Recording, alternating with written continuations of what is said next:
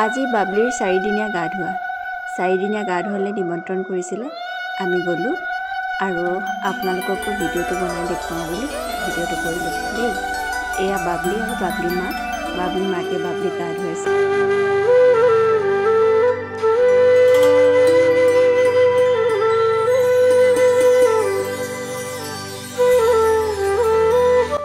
চাব দেই ৰাইজ, আমাৰ গোপিনীসকলে কি কি নিয়ম কৰিছে।